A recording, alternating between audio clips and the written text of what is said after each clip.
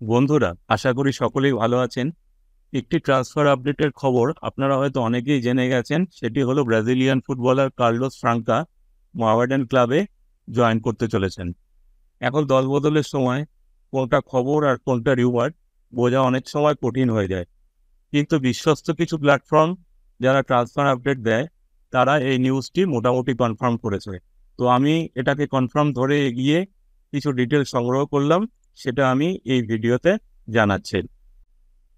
Carlos Franka 29 বছর বয়সী Brazilian footballer. তিনি 2023-24 মরশুমে খেলেছিলেন বুলগেরিয়ার ক্লাব লোকোমোটিভ সোফিয়াতে। এই ক্লাবের পুরো নাম অবশ্য এফসি লোকোমোটিভ 1929 সোফিয়া। এটি ফার্স্ট লিগের দল। এই সিজনে এই ক্লাবটি রেগুলার সিজনের 16টি দলের মধ্যে 14 নম্বরে ছিল। এর আগে এই ক্লাবটি অবশ্য 4বার ফার্স্ট লিগ এবং 4বার বুলগেরিয়ান কাপ জিতেছে। কার্লোস ফ্রাঙ্কা মূলত রাইট উইঙ্গার হলেও এই মরশুমে তিনি সেন্টার ফরওয়ার্ড হিসেবেও খেলেছেন, সেকেন্ড স্ট্রাইকার হিসেবেও খেলেছেন, এমনকি লেফট উইঙ্গার হিসেবেও খেলেছেন।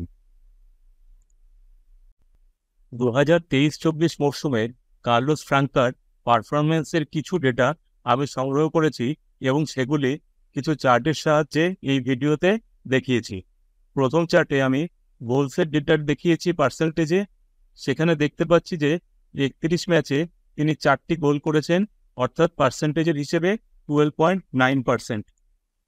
এই চার্টটিতে আমি অ্যাসিস্ট ডিসপ্লে করছি। সেখানে আমি দেখতে পাচ্ছি যে তিনি 31টি ম্যাচ খেলে 2023-24 মরশুমে 2টি অ্যাসিস্ট করেছেন, অর্থাৎ পার্সেন্টেজ 6.45।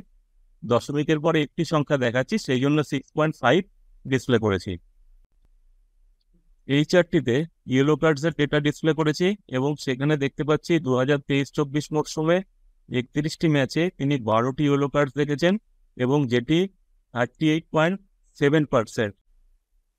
আমরা ডেটার থেকে দেখতে পেলাম যে 31 ম্যাচে তিনি 4টি গোল করেছেন এবং 2টি অ্যাসিস্ট করেছেন, অর্থাৎ 31 ম্যাচে 6টি ক্ষেত্রে তিনি গোলে সহযোগিতা করেছেন।